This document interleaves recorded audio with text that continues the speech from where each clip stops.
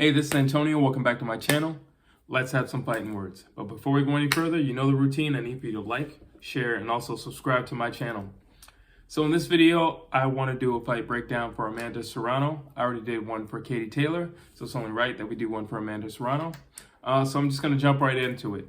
Got me a nice little list here, and the first thing that pops off in this list is experience. Amanda Serrano has like 40-something fights, and that's just boxing. She also does MMA as well. So, like she's got a ton of experience. There's nothing that you can do or, present that she has not seen. Maybe you're a slick fighter. Okay, she's seen that. Maybe you're a heavy-handed fighter. Okay, she's seen that. If you're aggressive, she's seen that. Whatever the case may be, she's seen it. She's seen it in every way, shape, and form. Now realizing she's seen it in boxing, she's probably even seen it in MMA. She doesn't have as many MMA fights, but nonetheless, it's quite impressive that she's just all over the place and she's just been fighting, literally all her life. The next thing would just be volume punching.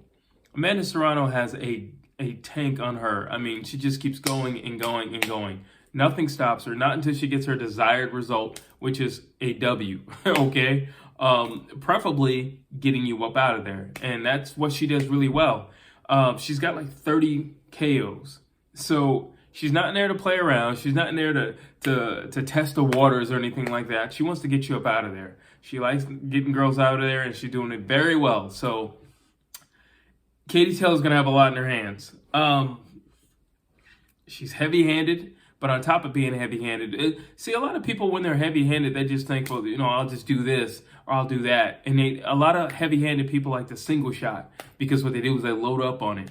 But the way she fights like Triple G. Triple G is very heavy-handed, but he throws a lot of punches as well. Just because you're heavy-handed doesn't mean, I only throw six punches in a round.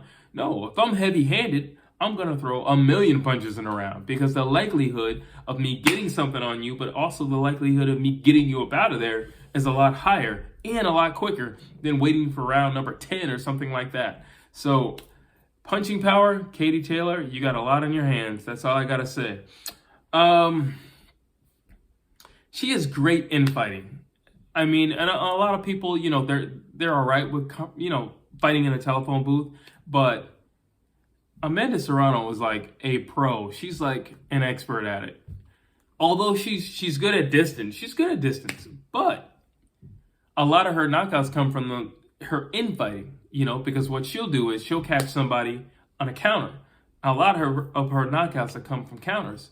So, again, there's nowhere where you can put her where she's going to be uncomfortable. When you've been doing this as long as she's been doing it, when you've, been all over the place, all around the country, all around the world, just knocking people out and fighting people, you've seen everything that people have to offer.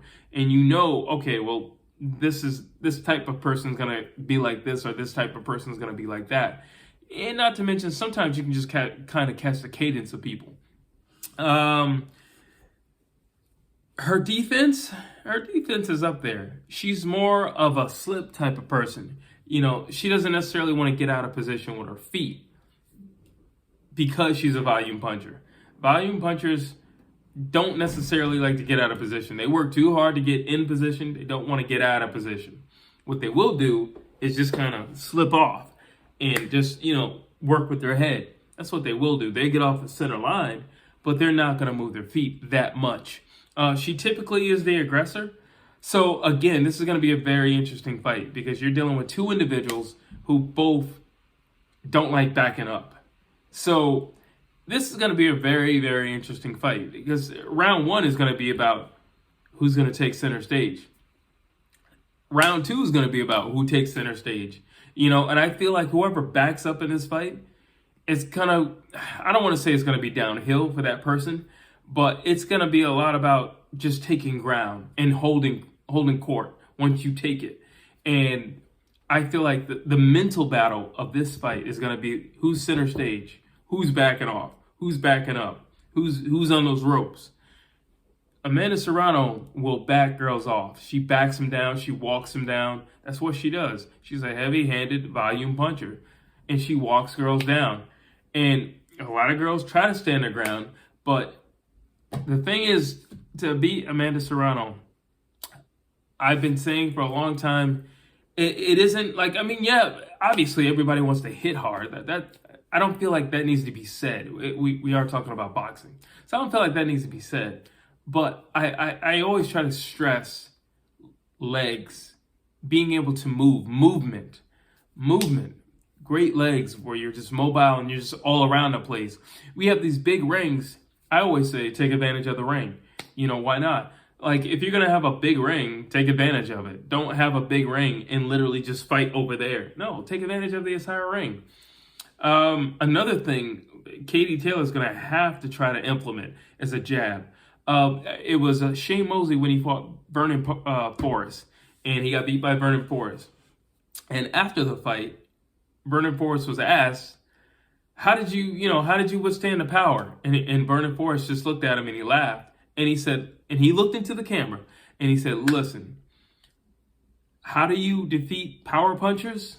He said, simple, kids, just use your jab. Just use your jab. Katie Taylor's going to have to use her jab. I know it's going to be dangerous because that means she's going to have to be in that range and you're dealing with a volume power puncher. But nonetheless, you don't have a lot of options. I mean, to be dead honest, you don't have a lot of options.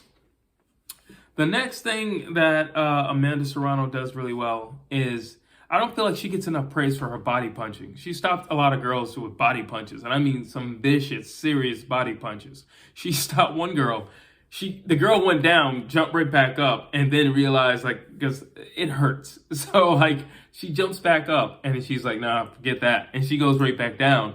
And, you know, that's the thing, like, and it was like a sneaky, you know, she was catching her up top, but she just won down low. And it was girl didn't see it, and it's the ones that you don't see that hurt the most, to be honest with you. It takes the wind out of you, but it also takes you by surprise. And they hurt, you know. So body punching, she is a ferocious body puncher. Again, she doesn't mind fighting in a telephone booth. So she's totally comfortable. She can fight you at this range. She can fight you at this range. It really doesn't matter to her. She is totally comfortable. And that's where it goes back to experience, having all those fights, being in all those different settings, you know, experiencing different types of fighters and types of fighters' mentalities, you know. So deadly, deadly, deadly body puncher. I spoke about this earlier, but she also fights in MMA. And I have right here just that she's versatile. There aren't too many things she can't do in a ring. There really aren't too many things she can't do. And the reason why I brought up MMA is because it is separate and different from boxing. Yes, it's combat sport, but it's completely different. Your foot positioning is completely different. The way you hold your hands is completely different. The distance is completely different. You know, I can tell you, I'm a kicker. Like if I'm boxing, my stance and where my hands are one place. When I'm kicking and I'm at a kicking range, it's totally different. Everything is totally different. And she's very versatile. She's got a lot of wins in MMA as well. So, you know, she's versatile. She's creative. She's not uncomfortable in an uncomfortable place. There's not I mean, I commend Katie Taylor for taking on this fight. But man, this is going to be a tough fight for Katie Taylor. Now, here's the thing. I think this is going to be a really amazing fight for all the reasons that I just said. But one reason in particular, Katie Taylor beat Amanda Serrano's sister. So, you know, there's a little bit of bad blood. Like, I mean, yeah, they're going to be cordial. And a lot of times, you know, when the women are fighting, they're a lot more cordial than the men, a lot more respectable than the men. You know, and I get it because now women's boxing, you know, they're finally starting to, I'm not going to say it's equal to the men because it's not equal to the men, but they are definitely starting to get the shine that they deserve. Because you talk, again, I said this in a Katie Taylor video, but when you just talk about overall technique, I just feel like, you know, women fighters, like their technique is so like prime and perfect.